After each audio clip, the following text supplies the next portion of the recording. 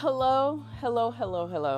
I have to say I'm so not sexy today because I went and got this little thing. I got that little thing there.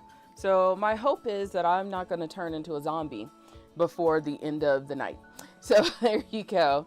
So for those of you getting the vaccines, I hope you're not a zombie either.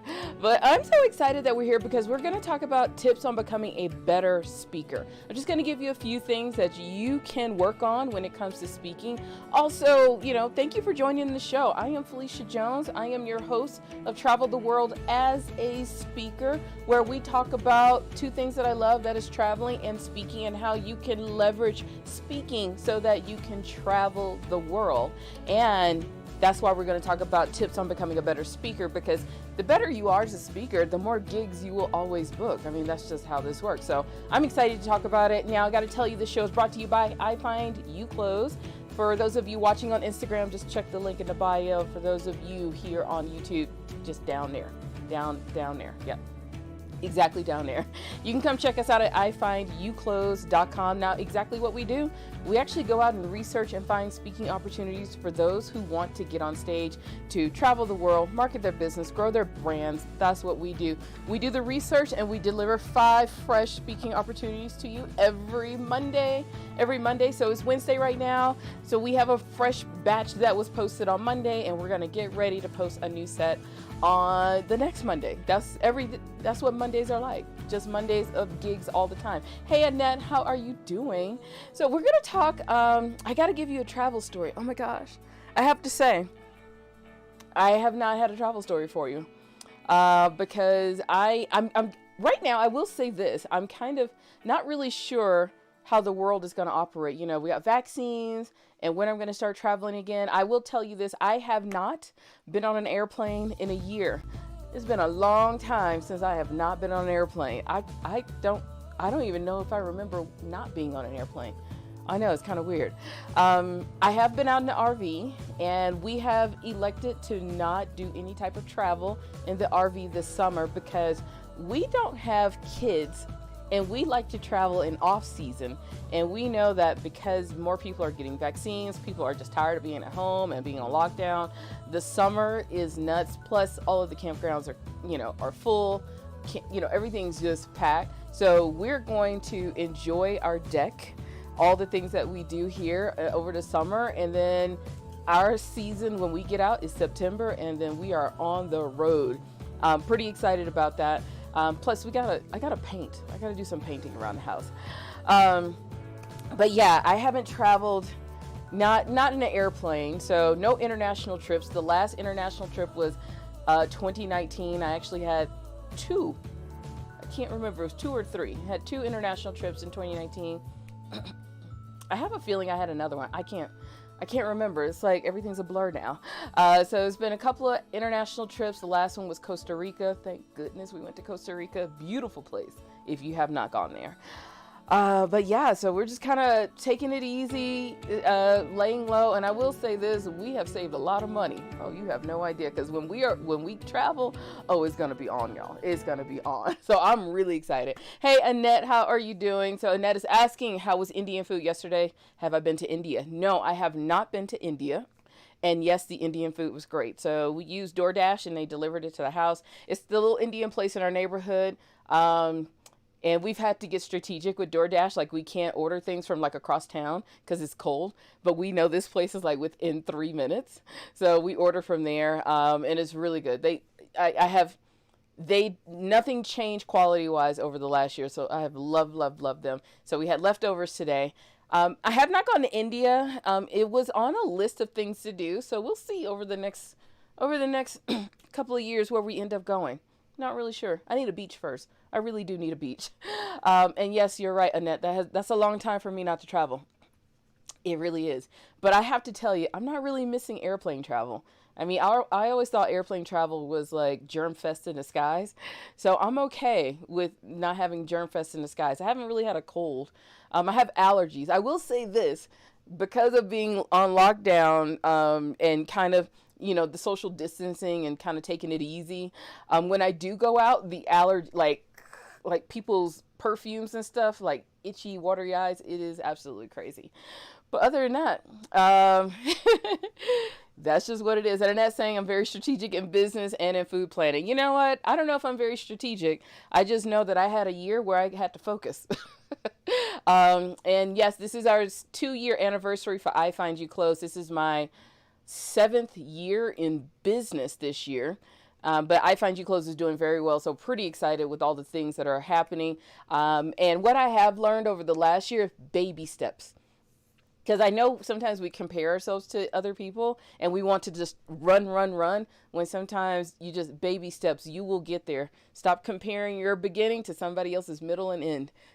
Learn that big time this year. Annette is looking forward to going to the UK. You'll love it if they let anybody over in anymore. They have had a very strict lockdown. So I don't think that they're not even allowing their citizens to do international travel. It's quite interesting what's going on over there. So they will be happy to see some new people once, the world opens up to them. Now, with that said, enough about the travel. Let's talk about your speaking so that you can travel. All right. So that's what we're going to talk about. And we're going to talk about tips on becoming a better speaker. Now, I have to tell you, one of my biggest tips is going to be like so basic. You're going to hate that you wasted time watching this. But the biggest tip is practice. Practice, practice, practice. You have no idea how far practice will take you as a speaker. It'll make sure that you are on top of your game, you show up ready and prepared, and you are doing all the things that you must do so that you can go and bring your A game. And like right now, as soon as I'm done with this, I have a presentation and I'm going to have to bring my A game. But a few things that you want to pay attention to when you are out there speaking. 1, you definitely want to practice. 2, you don't need to memorize your talk. You do need to memorize your major points, because not only are you just talking to people, it's somewhat like a performance. It's your body movements, it's your tone, it's your body language, it's all of that. So that's why you have to practice everything, not just memorizing the words. Hey, Deborah, how you doing? You don't want to just memorize the words, because I see a lot of people that spend all the time, like, I'm going to memorize every last word. No. It's all of it. Annette is a performer. She's a dancer. So she understands this as well. It's like, it's all of the things. So when you are practicing, make sure you practice as if you are on stage. Sometimes you need to practice in your outfit, in your shoes, because you don't want to wear your shoes the first day and then your feet hurt. That sucks. But you want to practice the words. You want to practice your tone. You want to practice all of the things. You want to practice even where you should insert a fake laugh. Now, I know it sounds weird, but you want to kind of create a performance around your talk. And it also depends on what type of speaker you're trying to be. If you're trying to be a motivational speaker, you're always going to be practicing. Always, always. If you are big into recording yourself, record yourself and watch what you are doing. Now, the thing is, I would say don't memorize the words, because the thing with speaking and what you have to remember is, at least for me, is that you're wanting to feed off of the energy of the audience. That's what you want to do. Once you feed off the energy of the audience, it'll calm you down and it'll feel like you're just talking to one person or in an intimate group. So that's why you don't want to memorize everything. You want to go in like, I'm going to be open to receiving whatever energy I'm getting from the audience. Because sometimes you're going to have to change things up. You're going to have to change things up on the fly because of the energy of the audience, or you got to pay attention to what's going on. And the reason why I'm telling you all this is because I've seen people who practice the words, who practice the slides, and when the slides broke, they were done. They were absolutely done with their entire presentation. And to be honest, when I saw it, I really did feel bad for the person, because the fact that they didn't have slides, it really stumped them for the rest of the talk, and you could tell their face kind of, and then I don't know, it was a very interesting thing to watch. So that's why you shouldn't be married to all the things that you're doing on stage, but you need to practice all the things that you're doing on stage, because things will always change and you have to be ready. And if you're one of those who have focused on, I'm going to stand here, walk 3 steps, stand here, walk 5 steps, say these exact words, you're going to get your feelings hurt when something goes wrong, because it's not a matter of if it'll go wrong or when. It's not a matter of if it'll happen, it's just when. And that's the thing. That's why you have to be so relaxed when you're on stage. And that's why you have to practice everything. everything that you're doing, even just little hand gestures, your jokes, your tone of your jokes. You want to make sure you practice all of those things. And the other thing you want to do is make sure you're organized. You know, if you're one of those people who needs to have a PowerPoint, you know, make sure you have all of your little equipment, you have your clickers ready to go. But also remember that if you don't have your PowerPoints, make sure they're on paper somewhere just in case, because not everybody has everything memorized, because sometimes we need cute little triggers to help us along. But I just want you to be organized and prepared for all the things. That's what you're really going to have to pay attention to. Practice all the things, all right? Practice all the things. Ned is saying, these are great reminders. I've seen speakers that have had their content memorized, but the presentation is dull, and some of them drag their words, unclear enunciation. That happens as well, you know, and that's why you have to really practice all of these bits and pieces of everything. And you don't have to be like a performer, but you just have to pay attention to all the details. I think for me, it's a matter of relaxing yourself and just realizing, you know what, you're just talking to the first few people that you see. And that's it. Once you do that, you will have a really good performance. So at the end of the day, it really is practice. Like I said, you're going to hate that you watch this because I'm just going to say practice.